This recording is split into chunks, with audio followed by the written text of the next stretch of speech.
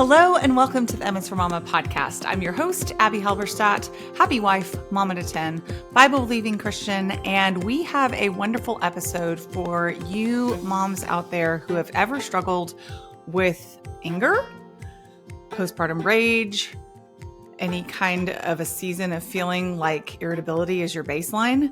And I have a feeling that there are a lot of moms, if not almost every mom listening, that is relating to one of those aspects of not responding to our children the way that we would love to. Before we dive into that podcast, I would love to talk about my podcast sponsor, Adele. Adele Natural Cosmetics is a family-run, holistic, small batch, handcrafted, toxin-free skincare and makeup company that produces all of their products here in the US. They believe that transparency is key to great products, which means that you're never going to find ingredients that are hard to pronounce. And they have skincare that is gentle and effective for every skin type. Thanks to their extremely clean, all-natural ingredients, people that use their products have enjoyed things like fewer eczema flare-ups and less acne, redness, and overall, they're just experiencing calmer, happier skin. Two of their products that people absolutely love are their lotion bar, which is perfect for dry or irritated skin or just restoring moisture after a long, hot summer, and also their facial stick, which is wonderful for sensitive or acne-prone skin. You can use the code MSForMama, that's MISFORMAMA, for 25% off your first order at AdeleNaturalCosmetics.com. I also want to highlight our brand new podcast sponsor, the Kings Ridge Elderberries. All Kings Ridge elderberry products are made on their small family farm in Indiana, and you can get everything from their delicious elderberry syrup, and I do mean delicious. This is the tastiest elderberry syrup my kids and I have ever tried, and it helped us a lot during cold and flu season, to cold pressed juice, to raw elderberries, directly from tkrfarm.com. And you can use the code MAMA10 for 10% off your entire order. All of their elderberry products are packed with antioxidants and vitamins to help boost your immune system this cold and flu season. So use the code MAMA10 for 10% off at tkrfarm.com. Taste the difference, help push back the curse. That's tkrfarm.com. All right, friends, we are back with another wonderful episode that I think is going to be very practically helpful for you. Today, I have on the podcast Elizabeth Andreyevskey. I think I said your last name correct. You did. Good. We were just talking before we got started about the fact that I think we both do, but I try to get people's unusual last names correct because it's so rare that people get my last name correct. Elizabeth, thank you for being on the podcast today. Thank you so much for having me. It's such a pleasure. Of course. So Elizabeth is an anger management coach for moms. And I think a lot of you just sat up and went, "Ooh, I could use one of those."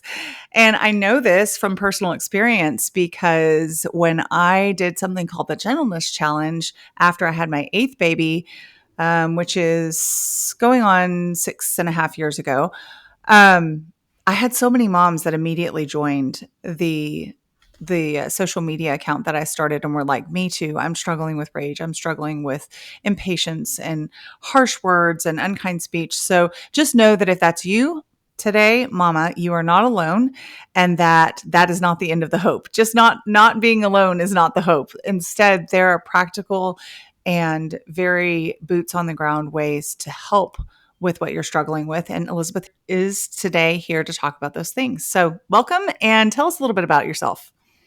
Thank you for having me. So my name is Elizabeth. I am a mom of 4.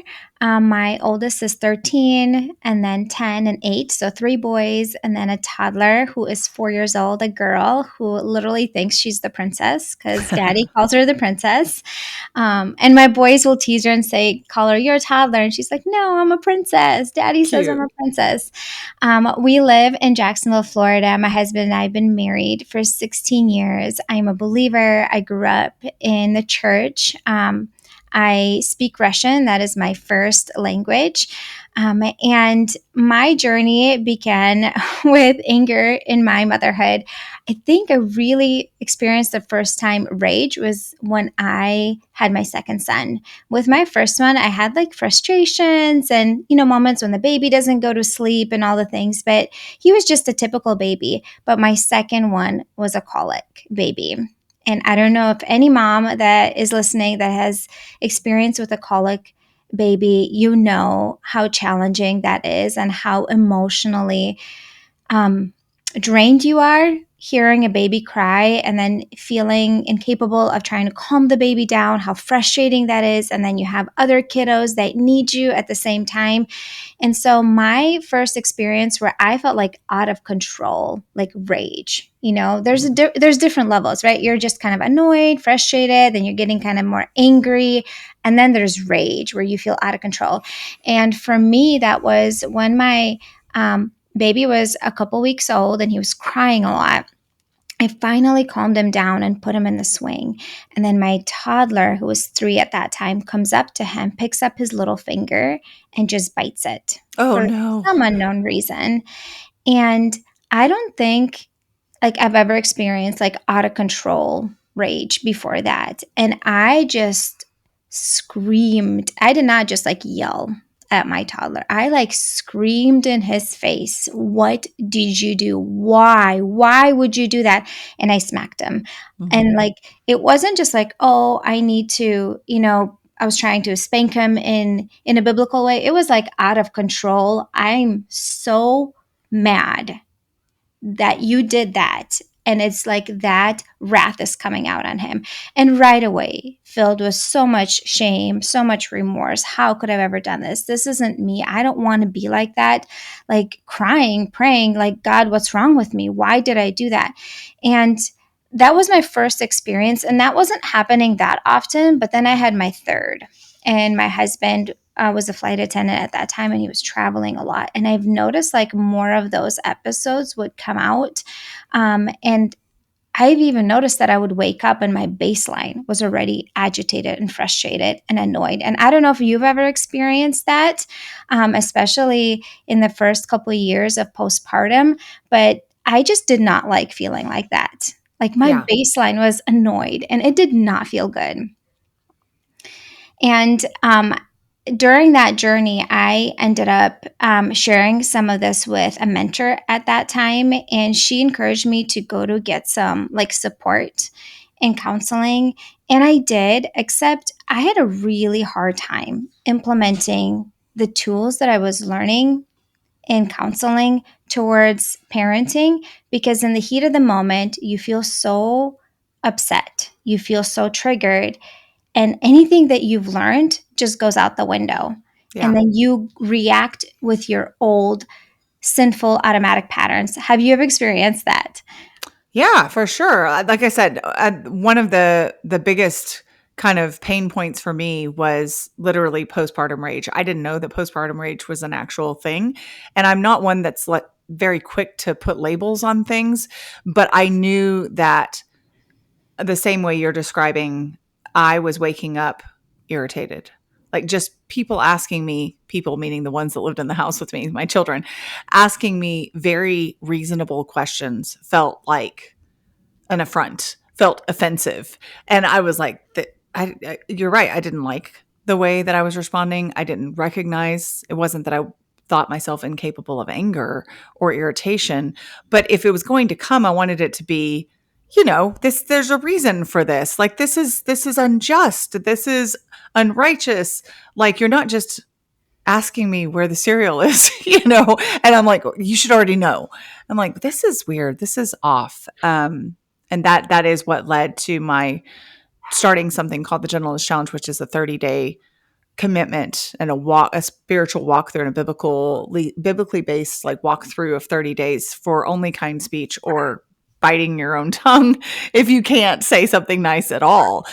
So the focus was on speech, but yeah, those emotions I definitely recognize. Yeah, I did get that challenge like half a year ago, and I looked through it and read through it. It was really good. You did a great job. So I encourage your listeners to, go check it out and, purchase it because it's really, really helpful.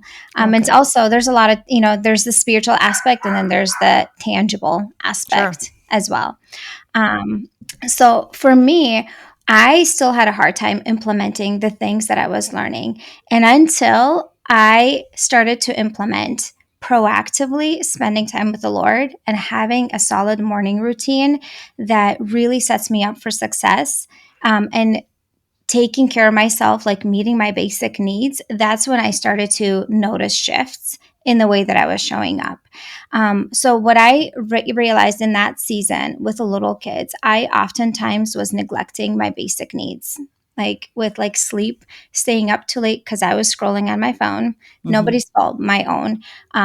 Or literally skipping meals and taking care of my kids, but forgetting to take care of myself, or even just thinking, oh, it's fine for me to skip a meal. It's fine for me to just have coffee and just go throughout my day. And then at 4 p.m., losing my mind with the kids, not realizing it was actually something really practical that I needed to do was to take care of myself.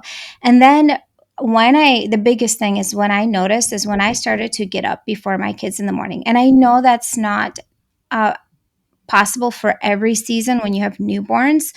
But once your babies start to sleep somewhat through the night, I would say at least half an hour before your kids in the morning, if possible, and use that time to connect with God and do something that really supports you mentally and emotionally and spiritually. So then you have the capacity throughout the day to handle those little frustrations. The baseline wasn't frustrated anymore. It wasn't an 8 out of 10 anymore. It went down to like a 2. Yeah. And I could handle with God's help, like things throughout the day when they weren't going my way with the kids or a meltdown or just change of plans or anything like that. Yeah, that's so good. And I think that the goal of that 30 minutes before your kids is a really smart and practical way to approach that. Sometimes even in seasons where that doesn't feel achievable, or you find yourself, quote, failing at that often, maybe you need those extra 30 minutes of sleep. One thing that I've done is to make those 30 minutes about the Lord and about setting good routines in place, even if I have children underfoot. So instead of immediately jumping into making breakfast, you have something set up so that, because you're right, you're going to have to plan for something. It's that kind of a plan. If you don't plan to succeed, then, or if you don't have a plan, then you plan to fail, kind of is the idea.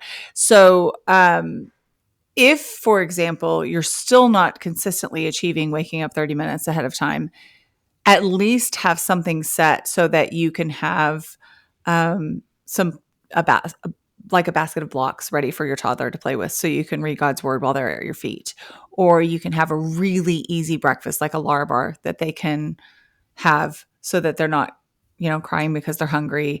Because I've often found that the pushback against the getting up early is not necessarily the sacrifice of sleep, although there's that. It's feeling like there's probably going to be an interruption anyway. I get that a lot. And I actually personally have experienced that a lot, where you're Mhm. like, ugh, I set my alarm 30 minutes earlier than usual. And the baby woke up earlier. So sometimes if that happens and your plan gets interrupted, having kind of the backup of some systems in place where you could still read God's word with your little one at your feet or in your lap helps you to not feel like, I failed, I lost that time, I might as well give up. Yeah, that's a great perspective. And I tell my kids, you can sit with me, but you need to stay quiet. This is mommy's quiet time in the morning. You're welcome to be with me, but you got to stay quiet. You can grab a Bible, you can grab a book, but you need to sit quietly with me, or you can go back to your bed, or you can go lay down at mom's bed, because that's kind of like a treat that they can go lay down on my bed in the mornings. But yes, sometimes we do need to be adaptive in the mornings. And one of the things that I work a lot with my clients is the perspective of being adaptive to the circumstances that you are given. And oftentimes we have this vision, we'll have this morning routine without the kids. It's going to be peaceful, quiet, and still. And we're praying and we're reading and we're journaling. And then all of a sudden the baby wakes up. Well, this is our chance to be adaptive to the circumstances that God has given to us. So, what would that look like?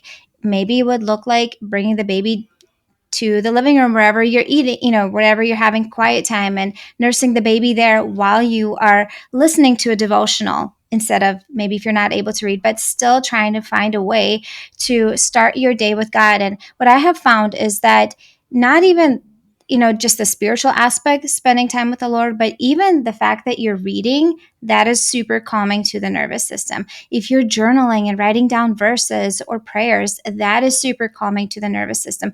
Being in quiet and stillness without like go, go, go, go, go, doing things, all of that is so calming to the nervous system, and it calms your stress levels. So then throughout the day, there's just more capacity to handle tricky and challenging and frustrating situations. Yeah, and I love what you were saying earlier about some practical steps like not skipping meals. More and more, I think that I am aware of the ways in which a dysregulated nervous system limits my capacity to interact well when things don't go my way. I think I was a big coper when I was younger. I had more energy. I had, maybe better hormonal health, or just like I said, your body just kind of gives you surges of adrenaline or cortisol or whatever it is that you need to power through that moment. But I'm going to tell you, moms, eventually that will slow down some, and you'll have to find that being disciplined in providing what your body needs. So, not trying to run on coffee, making sure that you have a balanced plate that has the fats and carbs and protein that your body needs and fiber that your body needs to actually digest things well and give energy to your brain and your muscles and to calm your nervous system, because it's all connected. It Mm-hmm. can be kind of overwhelming, but at the same time, it doesn't have to be complicated. And saying like, I cannot survive off the crusts of my kids' PB&Js and still be a nice mom, and it is not selfish to bring my kids along beside me and show them how to make meals that nourish their bodies and help them to steward their souls better as well. So I love that encouragement so practically to be like, drink water, get some protein in your system. Don't turn your phone on first thing in the morning. Get sunlight in your eyes. Our circadian rhythms are very real things, and we do not need blue light messing with that circadian rhythm first thing in the morning. If you find yourself agitated when you first wake up, and you first wake up by sticking a phone in your face and scrolling for 10 minutes, I would kick that habit out the door immediately. There are some really practical things that we can do, because we will not be very adaptive naturally or even with effort if our nervous systems are completely out of whack. I agree 100%. And even the phone thing, so when we wake up, our stress levels are at its highest. And so if you pick up the phone right away, and the blue light from the phone actually increases your stress levels. Yep. Yes, you get the dopamine hit, but it increases your stress levels. And I don't know if you've noticed, but I've noticed if I'm like scrolling on my phone and then my kids come in and they need something, I feel a lot more on edge. And Yeah. honestly, a little bit annoyed that they are trying to pull me away from that. And that's kind of how the phone works. Yes, it's very, you get the dopamine hit and it's addicting in a way, but it also really messes with you and even frustration levels and how much you can handle throughout the day. So, another practical thing that I can suggest to your audience that was really game changing for me was to allow me to be more present and not so distracted and pulled in different directions, and reduce the overstimulation, because that's huge. That's a whole nother thing that can contribute to moms feeling easily frustrated and triggered. That is turning off the phone notifications. Yeah.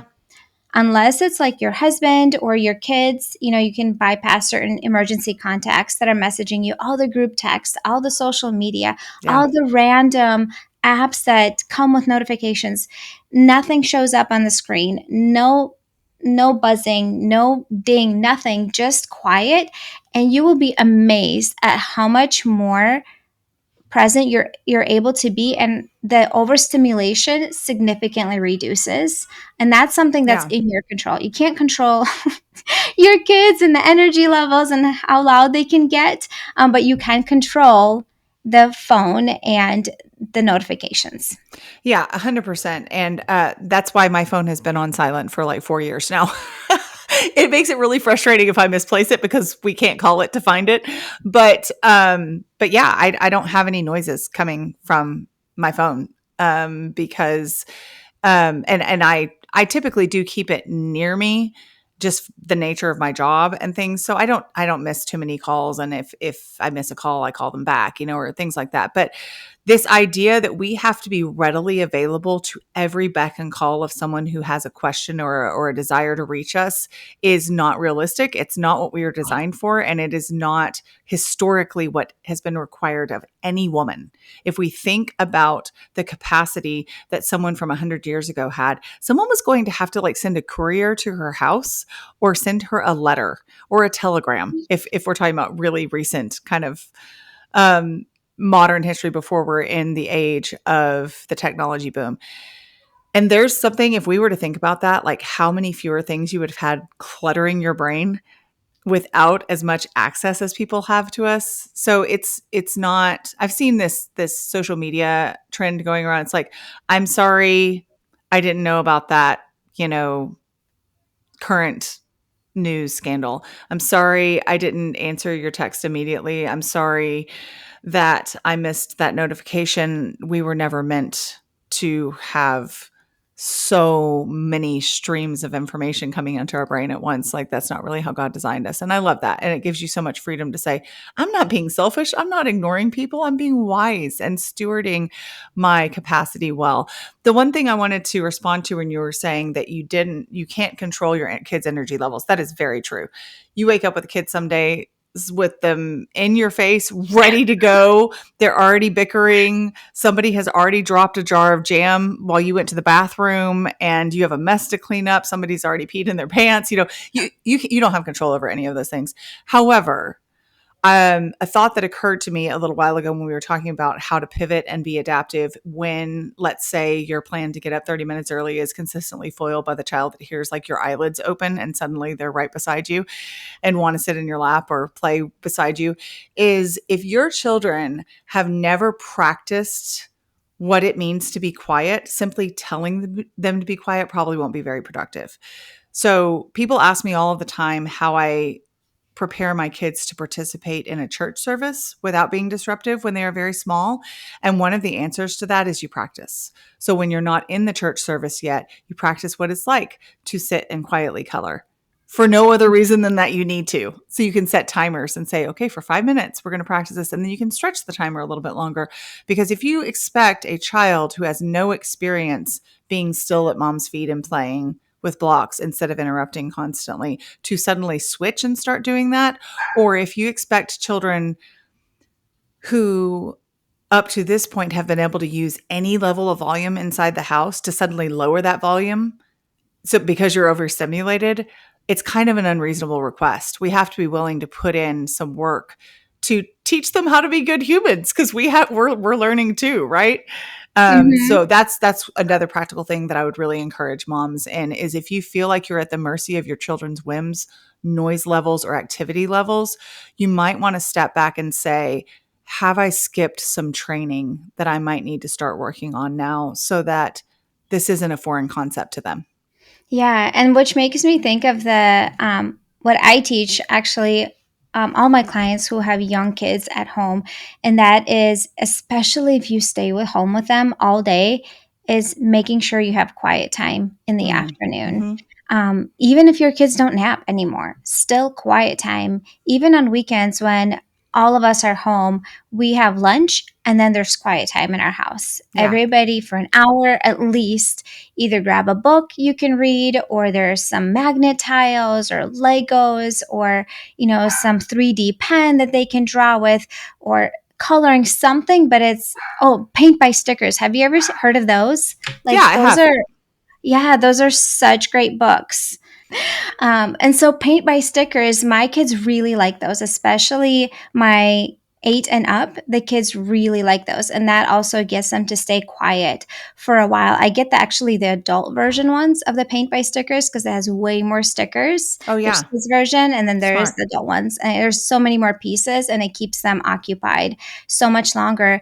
But if you don't do quiet time in the house in the afternoons and the kids are with you all day at home, you're missing out for them and for you, because they need that time to decompress from each other and, Yep. and just to decompress and recharge. And well, they might not need to recharge, but to decompress and just to have some quiet. And so do you, especially if you're home with the kids.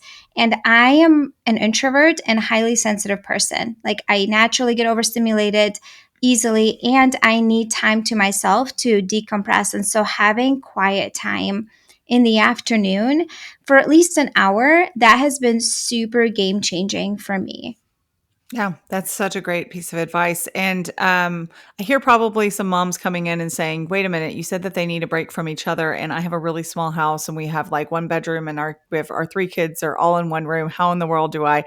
And I always encourage moms that are in situations like that to look for ways to find a solution rather than look for ways why something won't work. And so, I mean, if you can have one child sitting on the couch reading and you've practiced with them enough to know that this is the child that would actually stay on the couch and read. And then if you can go in your room and you say, hey, buddy, you got this long that you need to be on the couch or in the living room doing this. They don't have to be in the bedroom with the other two kids. You can have one child in the bedroom and you can have one child even in the same room with you. But if that's a child who understands this, like, mama needs a break.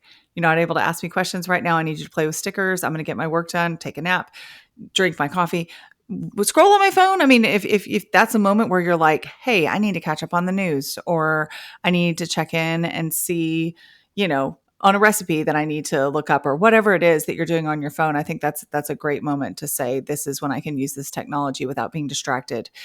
But always look for, if you hear a good idea, always look for a way to opt in rather than opt out.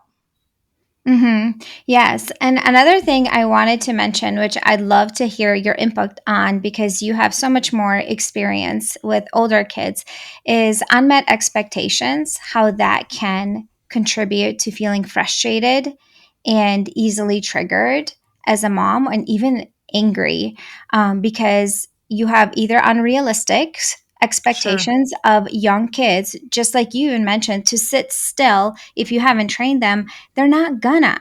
And then Right. you feel so frustrated that they're not behaving well at church when you need them to sit still and stay quiet. And then you're thinking, what are other people thinking? And then you have all that frustration rise inside of you. And you're just kind of like yanking them or twisting their ear or just pinching them slightly or whatever to get them to listen.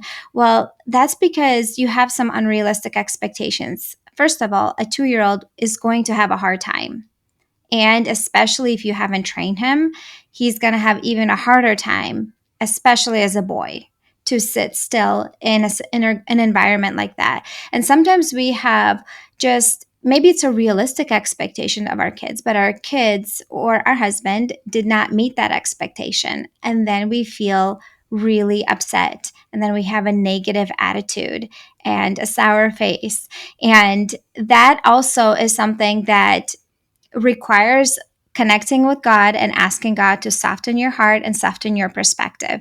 Because what I've learned is our thoughts plus our feelings equals our attitude. So if we want to shift our attitude, we need to shift our feelings and we need to shift our thoughts. And who can shift our thoughts? The Lord can shift our thoughts. And we need to pray for God to shift our perspective about the situation so that it can shift like how we feel about the situation, and that is going to shift our attitude when we have unmet expectations. What are your thoughts on that? 100%. Yeah.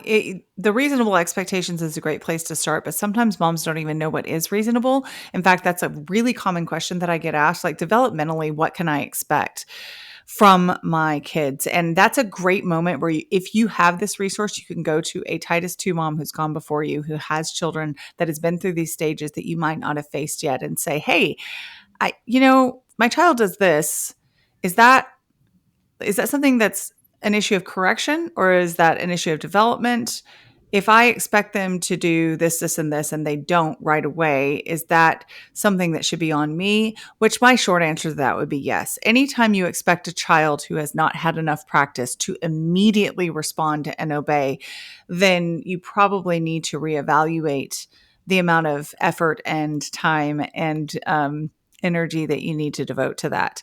Now, there are times when I do have expectations of, like, this morning was a perfect example. I took 5 of my boys, who are my 5 youngest children, ages 10 down to 4, out to the park this morning, and then we had an errand to run, and we were in this is hard to say, a shoe section of the store, and I needed to buy some athletic shoes to replace the ones that I had. And there was a bench, 2 benches actually, and one lady had some of her things on one of the benches, and I wanted my boys to sit on the other bench because there were so many things around and people around that even though I don't necessarily require them to sit perfectly still while we're in a store, in this particular case, it made sense. Now, we've practiced this quite a bit. We've also practiced being wild and free and running around outside and hollering. So knowing the difference, they don't have to be buttoned up and perfectly still all the time. But in this particular instance, I said, you need to sit on a bench. Well, there were 2 options, and little boys don't notice when other people's stuff is on a bench. So some of them chose the bench with this lady's stuff on it. And I was like, okay, my expectation is reasonable because I have trained them to do this, but my communication was not good. So I said, oh, not this bench. We all need to sit on this bench. And until mama gets to ask this, sales attendant all the questions that she needs and see if they have the shoe that I need, you may not get up. And so they all lined up and they did great. It wasn't perfect. There was some wiggling and, ear pulling or whatever, but they really did great. They weren't hopping up and jumping around, but that's because we've practiced a whole lot.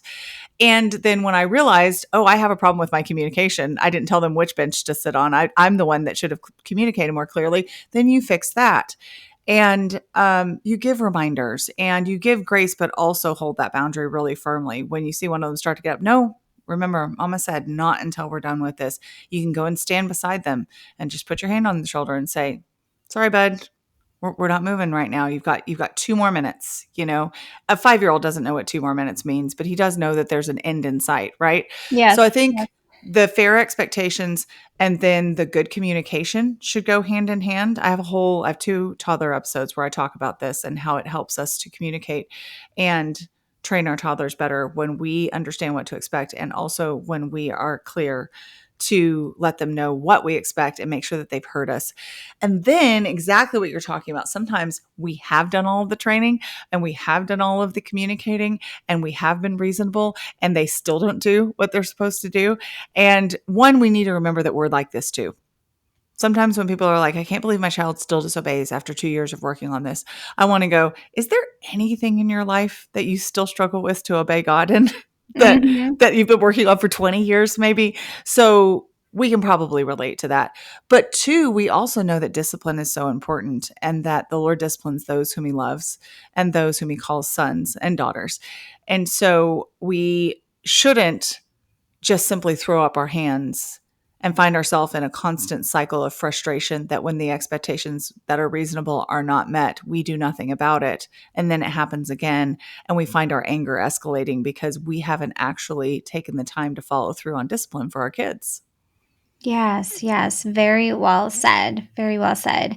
And I wanted to ask you, have you noticed when you feel stressed out, if that affects your tolerance levels with the kids?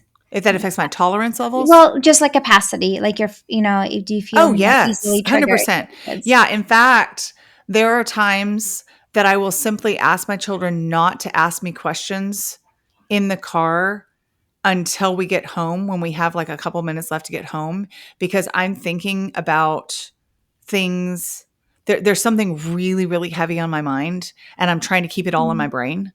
I'm trying to remember that when I get home, I have to take the meat out to thaw. And my mom called, and I'm not going to call her back till I get home, but I need to remember to call her back. And shoot, I forgot to make that appointment. I'm driving and I can't make the reminder in my phone right now, but I need to remember to put the reminder in my phone. You have so many things going on in your Mhm. brain. Your stress levels are rising, and your kids are like, hey, mom, hey, mom, hey, mom, look at my hair. Look, I put a clothespin in my hair. Hey, mom, look at my hair. And then another kid is like, can we listen to this song? I really like this worship song. Can we play this worship song? And you find yourself going inward, trying to remember everything that you have. And they're all legitimate things. You're not being selfish. You're not being self-focused. You're just trying to be a good mom and a good manager of your home. And if you keep ignoring your children, they will keep escalating unless you have them so well trained that they only ever ask things once. And I don't know too many kids that do that. Even if they do understand, they have that impulse, you know, disorder that all children have, where, if they don't get a response, they're going to assume that you didn't hear them. So they're going to keep Yep. asking, right? And so I think one of the best ways to restore your capacity is just to have a reasonable request. Hey guys, we're going to be home in 4 minutes, and mama is trying to remember, and being transparent with them. Sometimes I think there's an impression that mama looks like she needs to have everything together all the time and that she never struggles to remember anything. Or so there's a balance between laying burdens on our kids that only we should bear and being transparent with them about the things that we have going on that make it difficult for me to listen right now. And kids are really accommodating most of the time. When you're like, we have 4 minutes till we get home, I'm trying to remember 4 things. A really good idea in this instance also would be to assign a thing to remember to each child. Oh, I love So that. I need to put this onto my to-do list. Nola, will you help me remember to do this?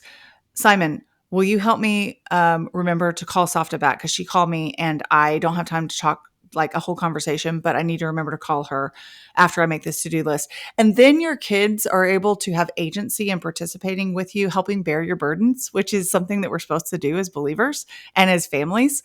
And they also have something to occupy their minds instead of just requiring something from you. And then you can also say to them, I do see your hair. That's cute. Anything that your brain actually did catch, you can acknowledge really quickly and kind of like, it's almost like clearing a tab in your brain. Or if you can acknowledge it, you can say, also, I want to hear your story, but until we get home and I get these things out of my brain, I won't be able to focus. Please tell me when I finish this. Mhm. And kids will honor that. And if they don't, it might become a discipline issue because that's not fair on their part, especially if you've been faithful to communicate. And you may be like, I'm so glad your brain works well enough, Abby, that you can do all of those things. But it's the same as everything else we're talking about. It's practice. When you start recognizing those moments when you're really triggered by your kids asking you questions and your tolerance levels are going down as your stress levels go up, that's when you actually say, what could I practically do to fix this? And start practicing it one little habit at a time until you have those things in place so that instead of escalating and blowing up, you're able to go, oh, right, I'm supposed to ask them to help me with my to-do list and I'm supposed to ask them to be quiet for 4 minutes. That's doable. Yes, I love that. And like delegating a task to the kids. And for me, my kids are old enough that I can communicate with them like, hey, I feel really overwhelmed right now.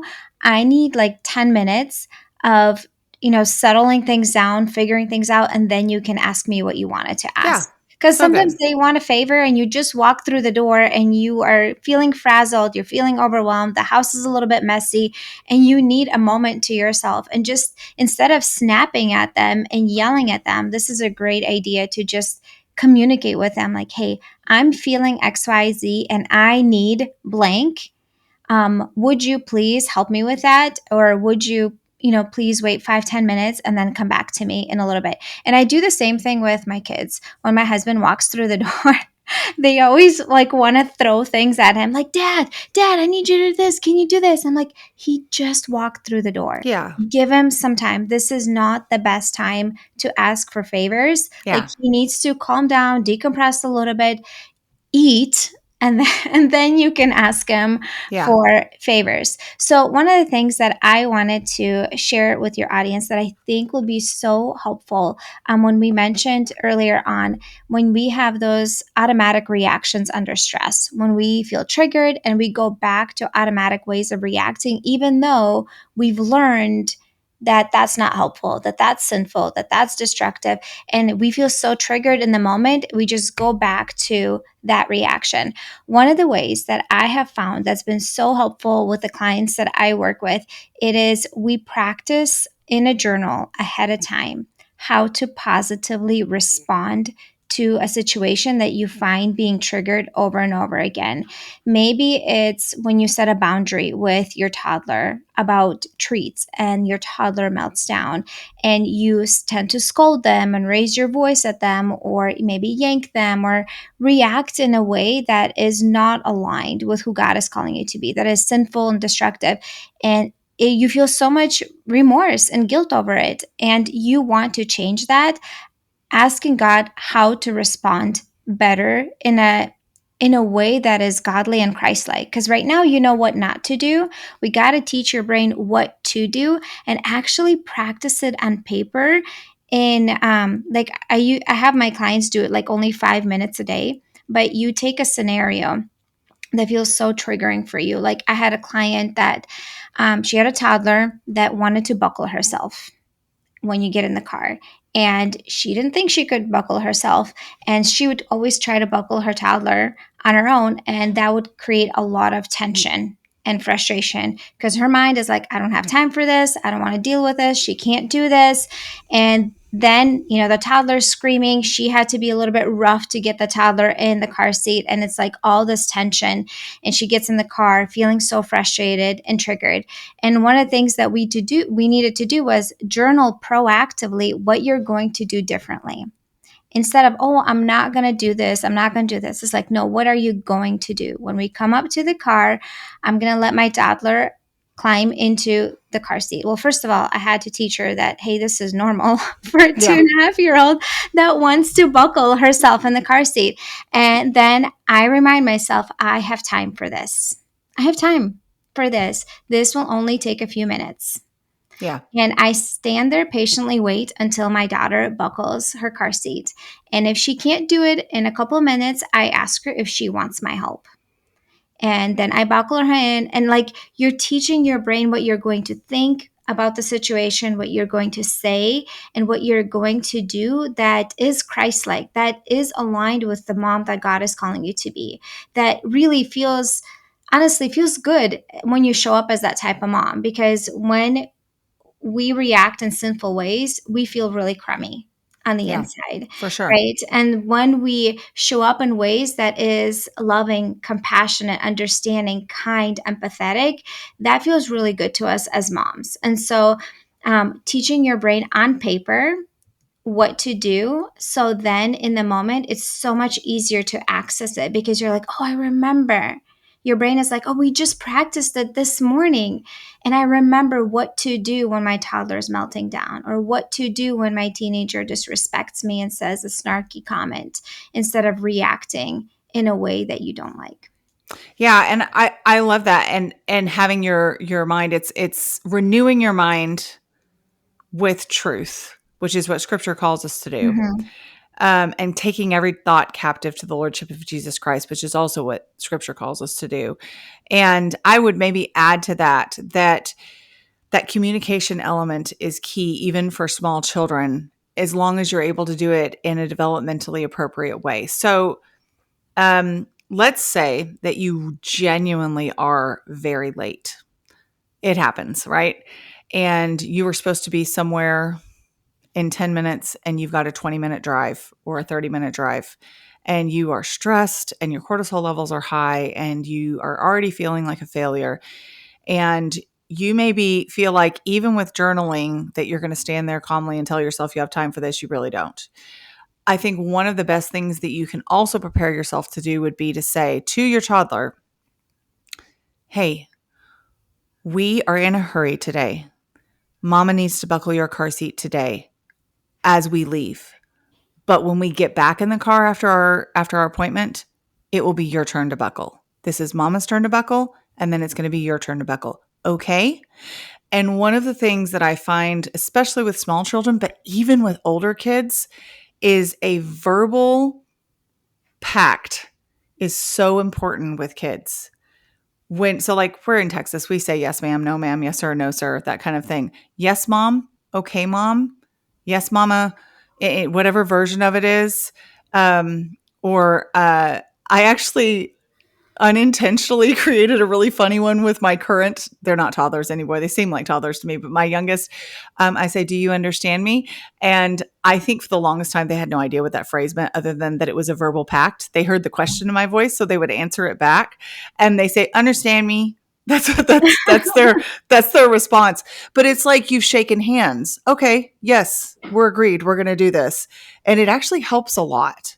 If you just toss a command at a child and walk away and don't get the response that you want, that's a really quick way to escalate your emotions. But if you let them know what you're struggling with, even at a young age, we're in a hurry. I'm going to put your shoes on. We're getting in the car.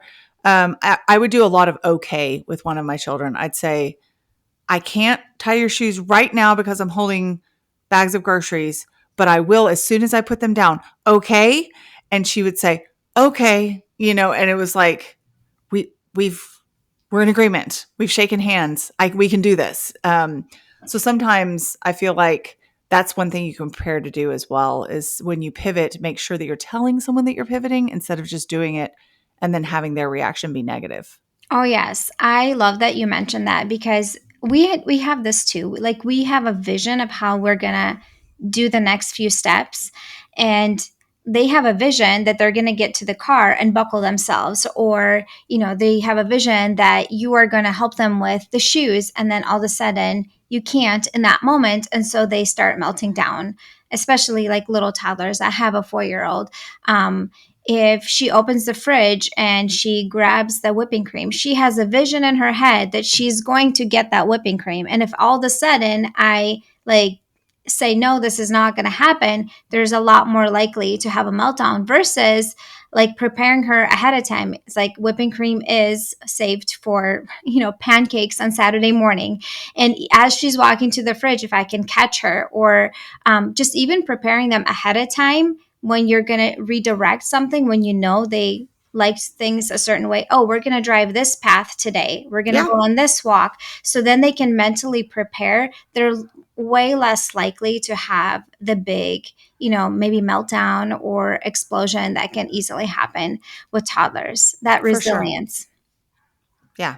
And we appreciate this as adults too. Mm-hmm. We appreciate it when people don't just say, we're doing this now. And you're like, but we've never done that. This isn't what I'm so thrown for a loop, and I feel kind of yanked around. And whereas adults and children are not the same in our capacity levels, our mental development, and our authority levels and responsibility that comes along with that authority. So I want to be careful not to equate the two, meaning that we treat adults the exact same way we treat children and vice versa. That would go very wrong. I'd be like, hi, did you go potty, to an adult? Of course I don't say that, or, give a long list of executive functions to a 3-year-old who only caught one of them. That would be terrible, even if an adult could handle it. So I'm not quite equating the two, but sometimes we do need to be reminded that this courtesy that we're offering our 3-year-old is just a common human courtesy. It's not necessarily something that's unreasonable to offer them, even though they're very small and maybe can't understand all of the reasons behind it. Yes, I agree with that. Well, Elizabeth, it has been an absolute pleasure having you on, and I love that you are out there giving moms resources that are practical, but also steeped in God's word to help them go beyond feeling controlled by their rage and their anger and their overreactions. Tell us a little bit more about where my audience can find you and your resources. Yes, thank you so much for having me on the podcast. I really appreciate it. I do have a free training for moms. It's called How to Become a Patient Mom, so you stop screaming over spilled milk. And it's 10 things that you can start implementing today that are going to increase your patience and increase your capacity levels as a mom.